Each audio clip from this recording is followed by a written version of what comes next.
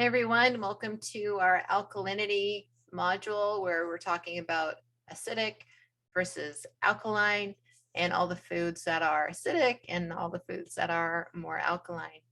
And no disease, including cancer, can exist in an alkaline environment. So acidic foods consume oxygen, whereas alkaline foods increase oxygen in our bodies.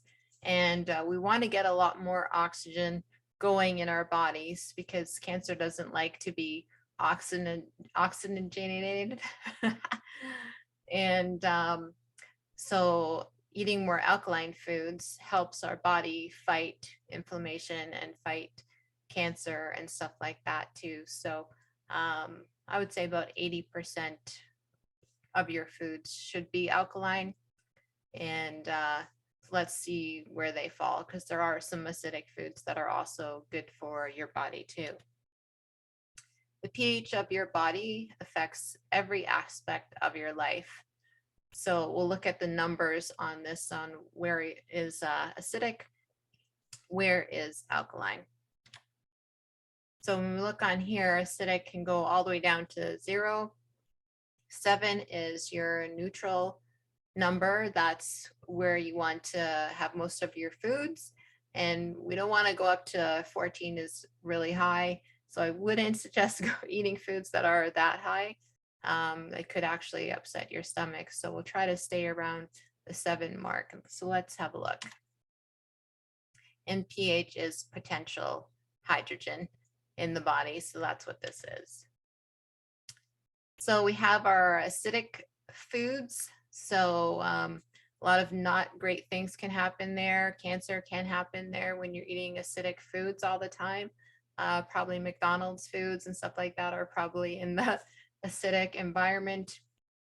Neutral is 7, so that's right in the middle. And there are foods that are more alkaline where disease cannot exist in those particular variables. So cancer cells do thrive in an acidic environment. And this can be looked at blood sugar levels as well. We want to watch those too.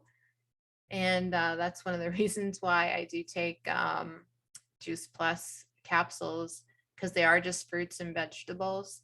And they're so much easier to do that than to do juicing and stuff like that, where you're eating the same thing over and over. And it's a lot of cleanup for one person. And then you kind of get into a phase of eating the same ones over and over again. So think about that as well. So you can have a diet that's about 80% alkaline and 20% acidic. So let's have a look here.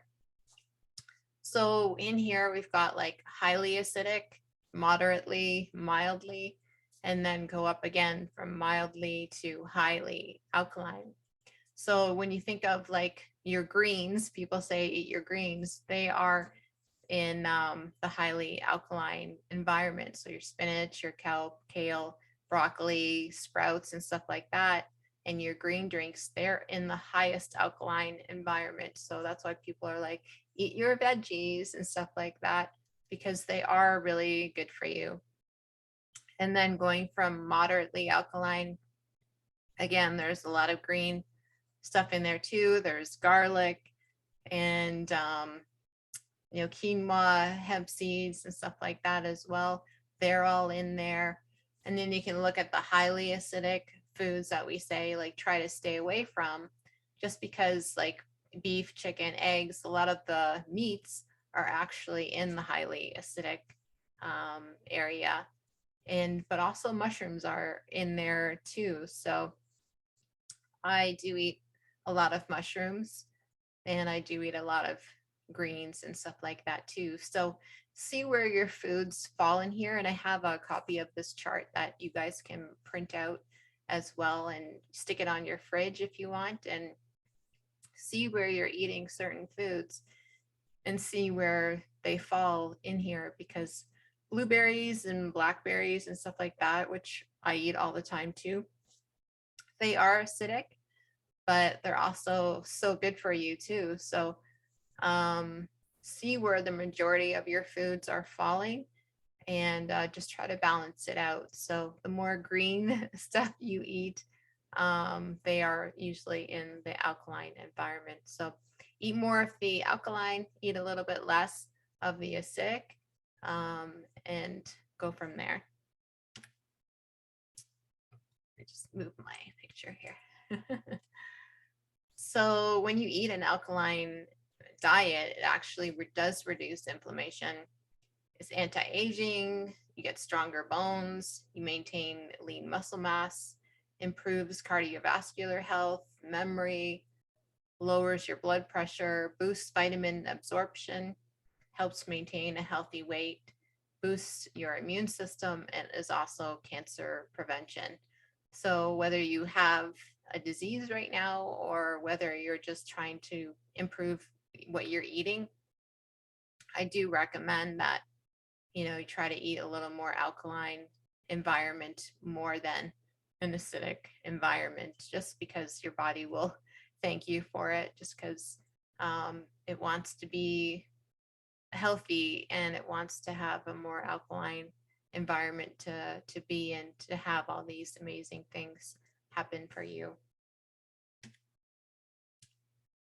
So some extra wellness tips are to eat lots of veggies and fresh fruits, eat organic when possible. You can do the dirty dozen, clean 15.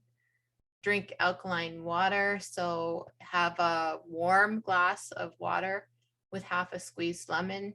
I actually started, I got some lemon drops that I actually add in to my water as well. And that helps too. And I drink it through a straw, just because real lemon is actually acidic and can damage your teeth. So I just brush my teeth after having that as well.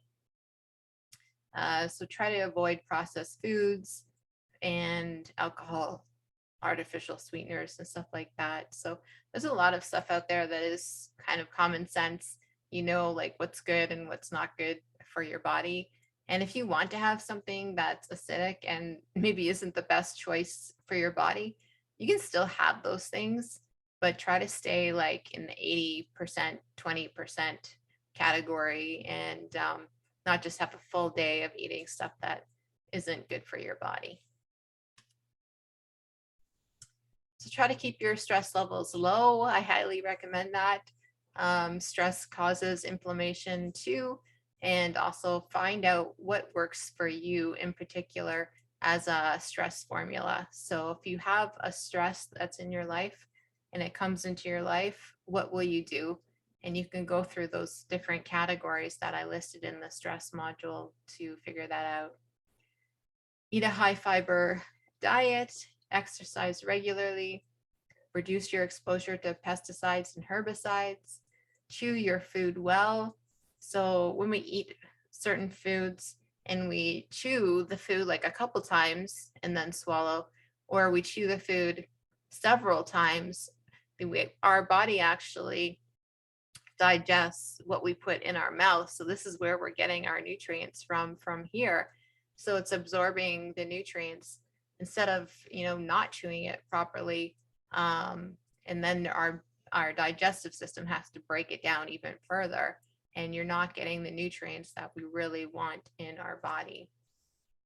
So reduce your exposure to computers, cell phones, microwaves. I haven't used my microwave since I've lived here, and I definitely keep my cell phone away from me, away from my head, and computers as well. I use them when I need to. I do work more on the computer than anything else, but I try to keep the screen away. And I also have these cell phone or computer protectors too, that I put the sticker on my computer or on my cell phone too. That's supposed to help reduce the exposure from those. And as always, laugh often and dance like nobody's watching. And I've been dancing more now than I ever have in my life. And, it just feels good to move your body and get into a beat. And it just does something beneficial for the body as well. You can actually test your pH. There are pH strips out there, and this is kind of showing where you are. First thing in the morning, you're probably going to be on the acidic level, and that's normal. So by the end of the day, test yourself and see where you're at. And this is the link. I'll probably put this link in one of the documents too, and you can test your pH. So if there's something you want to share, or you found the food that I don't have on my list that you want added in there, please let me know, and I will add it in. So thanks so much, guys. We'll see you in the next one.